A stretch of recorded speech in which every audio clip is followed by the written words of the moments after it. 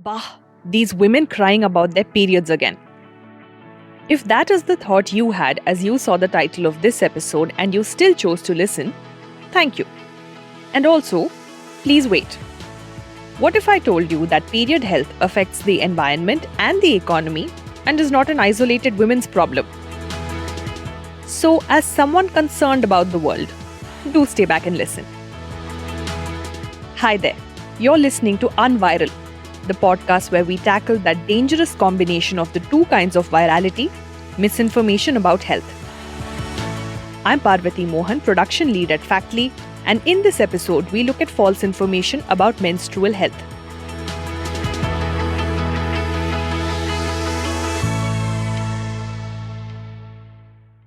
It's my time of the month. Aunt Flo is visiting. It's Shark Week. We have found so many ways of referring to our periods without actually saying the word period. It does not come as a surprise to anyone why. There is a crippling stigma around menstruation. This stigma is a breeding ground for misinformation. We know these myths. Don't wash your hair when you have your period. Don't eat pickle when it's that time of the month. Don't enter the kitchen. While everyday myths like these contribute towards stigmatizing periods, they seem relatively harmless compared to the real-life horrors of what some women go through, not just every month, but over a lifetime, because they bleed. In several parts of rural India without running water, it is the responsibility of the woman in the family to fetch water from the nearest source. This nearest source may be 200 meters away, or it may be over 1.5 kilometers away. Data from the 2011 census tells us that around 21 million Indian women reportedly walk these long distances for the most basic need, water. This puts the health and safety of these women at risk. And what of when a woman is on her period or has recently given birth and is unable to go the distance? In the extremely dry areas of Maharashtra and Rajasthan exists a solution to this problem: water wives. The men in these areas take a second and sometimes a third wife so that their water supply stays uninterrupted.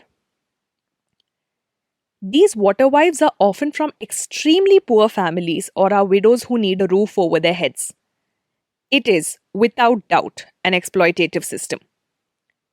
Of course, the government must work on a better water delivery system in these places and identify the problem as a crisis born out of poor menstrual and maternal health.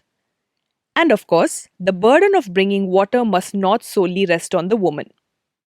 But a starting point that may have quicker results may be to dispel the myths surrounding menstruation so that these women can continue to go out of the house during that time of the month and the household is not left without water, including for the woman's needs. But a lot of information on menstruation tends to be couched in medical terms, which makes it inaccessible to the majority of menstruators. We asked Dr Tanaya Narendra, popularly known as Dr Cuterus on Instagram, about this problem. This is what she said. It's very important in my experience so far that the conversation is very approachable. People don't care for big things like what is the anatomy of your pelvis. People care about very basic things like, can I wash my head on my period? Is it okay? Can I eat pickle on my period? How long can I use a pad for? Is a menstrual cup going to give me an infection? It's very simple questions that people seek answers to, and we don't have to get caught up in creating elaborate 15-minute videos or 35-page explanation. Simple to the point answers that are accessible for people of all levels of intelligence, all levels of socioeconomic status, and all levels of comprehension. This is as far as the average woman goes. But what if I told you that these gaps in knowledge exist even within the medical community? I once mentioned to a nurse working in a big hospital in Hyderabad that I use a menstrual cup. She laughed and said that she doesn't even know what that is. And when people do realize what a cup is, there is immediate resistance to using one. A lot of people in cities will say that they already use good quality pads or tampons and don't need to switch to cups, or that they are scared to put cups inside their bodies. Let's go back to Dr. Tanaya and hear what she has to say about this. A lot of people, when they use pads, particularly in India, it's a very moist environment down there in the crotch. Already we have a lot of humidity in our temperature area. So when using pads, when using tampons, it can become very moist and it can lead to fungal infections, it can lead to a lot of itching, it can lead to pad rashes, which is a very common problem in menstruators in India. So the menstrual cups eliminates these problems because there's something that's sitting inside your vagina. With pads and tampons, we're providing a very good medium for bacteria to grow. They need roti and makan, they don't need kapra. So roti you're giving in the form of blood, and makan you're giving in the form of either the fibers or the cotton fibers or the plastic mesh. If you take that away, it you dramatically reduce the chances of getting an infection because the silicone is so slippery. It doesn't have these coarse fibers that the bacteria can grow on. The silicone itself provides such a smooth surface that it's hard for bacteria to colonize there and grow there. That's not to say it never happens, which is why you have to be careful when using products like anything that have to do with your menstrual health. But it dramatically reduces how much you are at a likelihood of getting an infection. You can just collect the blood and you can throw it, you can wash it, you can put it back inside yourself. And at the end of every cycle, you can just sterilize your cup by boiling it in water, which reduces any remaining chances of an infection. Now, coming to the other point of whether or not putting a cup inside you for that long is safe or not, is that it's wonderfully safe because it's made of a material called medical grade silicone. Now, when something is medical grade, it means that it is tested to not react to your body. For example, if you get a pacemaker contains medical grade plastic. You put a pacemaker inside your body because it's integral to your health. Nobody will come and tell you then that, oh, you're putting a foreign substance inside your body and it's a bad thing. Nobody does that. But when it comes to policing women's bodies, everybody will jump up and tell you that putting a menstrual cup inside you is a bad idea because it's putting something foreign inside you. Two more reasons to use menstrual cups are how good they are for the environment and for our pockets. You can get a good cup for less than 1000 rupees that you can use for 5 to 10 years, which means that you end up saving a lot of money by not having to buy pads and tampons over and over again. Cups are also much better for the environment as there is no plastic or cloth waste that will end up in a landfill and contribute to pollution. But misinformation plays villain again, as people believe that using a menstrual cup will rupture the hymen and so take away a girl's virginity. This myth has been debunked by health professionals across the world, and yet it persists. The hymen is like a rubber band that's at the front of your vaginal opening, which means that because it's like a rubber band, it means that it's elastic, which means that it can stretch and it can accommodate things.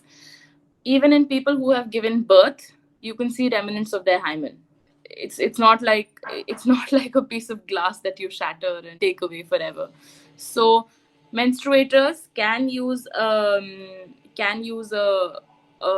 menstrual cup whenever they want. My earliest patient who has used a menstrual cup has been 15 years of age, and she's found it comfortable to use. Of course, when you're inserting it initially, it does take a little bit of getting used to because you've never put anything down there. But it's not like it will destroy your virginity or whatever. First of all, virginity is a social construct, but I do understand that given our country and the socio cultural practices we have here, virginity is important to certain people, which is fair. I mean, their choice. But putting a menstrual cup inside won't take away your virginity, firstly, and secondly, it won't destroy your hymen. Your hymen is elastic. It has a ring that you can insert the menstrual cup through. It already has a hole in it. Periods are a normal phenomenon, and with the right kind of information and by using the right kind of products, a woman can go about her regular day even during her period. Of course, this is not to say that everyone can have an easy period. People with conditions like endometriosis and PCOS have a far more difficult time dealing with their periods. It is extremely important that people with these conditions get the right kind of medical care. Even for people who don't suffer from these problems, having a good doctor to talk to, especially a gynecologist, can mean the difference between suffering in silence and enjoying a normal life. But a lot of women hesitate to speak freely with gynecologists because they fear judgment from them. And this is a valid concern. Just search the internet and you will find several stories of gynecologists apparently shaming unmarried women for being sexually active or shaming married women for choosing not to have children. Dr. Tanaya shares her thoughts on this. Gynecologists are the product of the society we live in. And our society is deeply patriarchal, deeply misogynistic, and deeply superstitious. We have to accept that. And these are people that are coming from the same background and they have scientific training, yes. But the people who are training them also come from the same deeply patriarchal, deeply misogynistic, deeply superstitious backgrounds. This is a systemic change and it will take time. It is an uphill task because I know it's difficult to find a good gynecologist who listens to your problems without judging you and shaming you. I completely understand and respect the fact that this is genuinely a problem in the world, not just our country.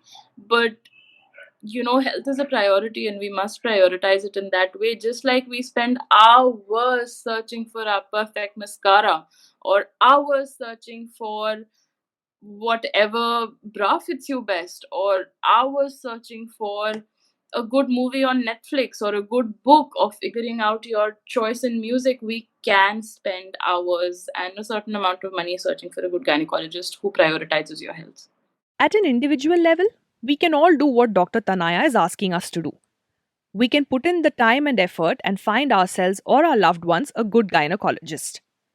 But what about those who live in remote areas and don't have access to any good doctors, leave alone gynecologists? Such people often depend on the women who raise them, their mothers and grandmothers. USAID, the Kiowa Trust, and Dasra came up with a report in 2015 that revealed that over 71% of Indian girls don't learn about menstruation until their first period, and that around 70% of mothers think of menstruation as something dirty.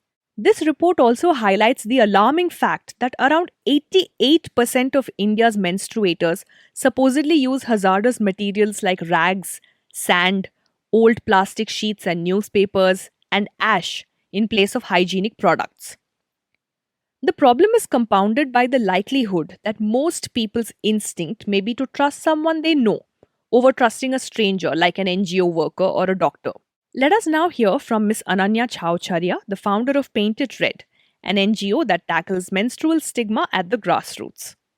Most of the times, the decision for what period product also needs to be used is made by the mother. So some of the things that we have seen on ground includes the fact that mothers are more willing to try out a new product for themselves as and not so much for their daughters. um, they are also people who have sort of invariably normalized and conditioned themselves to believing that periods are impure, and that's a very dangerous precedence to set for the next generation. And that's why Painted Red tries consistently to be the first people to have this conversation with the young adults, at the age of puberty itself, so that they do not again fall victim to the same stigmas that their parents and their grandparents have grown up with. We started encouraging young girls to come to the sessions with their mothers to make sure that everybody's on the same page, and we can address the concerns of the mothers as well. They're also perpetuating the same discrimination towards their children. They're making sure they don't enter the kitchen, they observe isolation. These are all things that can only change if both mothers as well as their daughters, and mainly I believe all menstruators of a community, are targeted unanimously. The key to this is innovation. So many times you have to just kind of play games with them to make them understand why some things are not relevant. One of the things that we have started doing at Painted Red, and which seems to be very effective, is that we play a round of Chinese whispers with our girls. We try to tell them that from and the very simple objective it serves is that right at the beginning, the message, when it goes around and it reaches the last person, it has already gotten distorted. And what we try to convince them with that is that what your mothers and grandmothers were telling you may have had relevance at their age, but now that it has gotten passed down the generations, it does not hold the same relevance. The message gets distorted from one generation to another, and which is why we try and create an inquisitive temper in within the people, instead of trying to tell them and debunk for them every myth that exists. Because let's be real, if two women, or two facilitators who they've met for the first time will come in and tell them that everything you have been practicing, everything your grandmothers have been telling you is incorrect, um, that's not going to be received well. It's not going to be received well by the community. It's not going to be received well by the participants of the workshop, and it definitely doesn't help the cause. Instead, we try and build a lot of stories around it. We try and gamify it. Often we'll put some of these things on balloons and make them burst it. Some of the things are good practices, some are bad practices, and we tell them to identify it. We also try and show them the relevance of how things have changed. These sound like great ideas to bust the myths around menstruation. But India being such a diverse country, can we adopt the same strategies everywhere? Or is there a need for custom made solutions for different parts of the country? Ms. Chhaochharia weighs in on this. We try and always come up with one solution, right? We might be one country, but we're definitely not the same people. Between different parts of a state, there's such a difference in menstrual behavior, and we can see that if you just try and put it in terms of cultural practices, even if you put it in terms of language. When we are ready to accept that dialects can differ across a state, why are we not ready to accept the fact that menstrual behavior and practices also differ across the state? And therefore, all local governments need to do this work in collaboration with the grassroots. Um, they have to involve district magistrates. They have to involve the local government bodies to come up with more tailor-made solutions. That is a glaring problem. We're not ready to accept that we're different. We might be in one country, but we're different, and every community requires a different solution. I think that's one of the things that needs to be done. All this is not to say that those of us in cities, I mean, those of us who speak English and live on Facebook surrounded by fact checks, are immune to misinformation about women's reproductive health. Dr. Tanaya talks about social media messaging that can get in the way of good menstrual health. Usually it stems from people who are not menstruators. So, for example, there are people who will come and tell you that, particularly this usually in my experience has been from accounts that are run by men, by cis men. And they will be things like the gel in the core of the pad, it contains something that will give you cancer, or wearing a pad for over 2 hours will make you ill. Yes, of course, there's a time limit how long you're supposed to be wearing the pad, but it's not 2 hours. It's like 8 hours, it's 6 hours. There's a lot of myths around the use of tampons, that people shouldn't use tampons because they will cause toxic shock syndrome. And the thing with toxic shock syndrome is that there are a bunch of issues that can cause TSS. It's not just tampons, and if you use them safely, there's very low risk as such. We just have to advocate safe use more than anything else. There's a lot of disinformation regarding that, lot of misinformation regarding sexual health and sexual relationships around your period. Is it okay to have sex on your period? There's a reel that's going around right now that if you have sex within 6 weeks of giving birth, you will die, or something along those lines. So it's a whole range of issues, but they mostly stem from this desire to control women's bodies and women's rights. We hope this podcast has helped you broaden your understanding of menstrual health as being more than just a women's issue. How a society deals with periods affects the environment and the economy.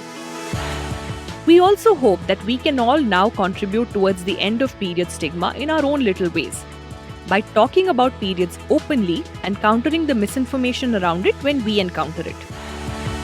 We've left some links in the description for you to read up on menstrual health in more detail.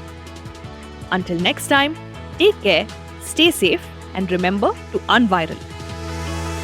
Unviral by Factly is researched by Nandita Kalidas, written, hosted and produced by Parvati Mohan, and edited and designed by Jyoti Jiru. Thank you for listening.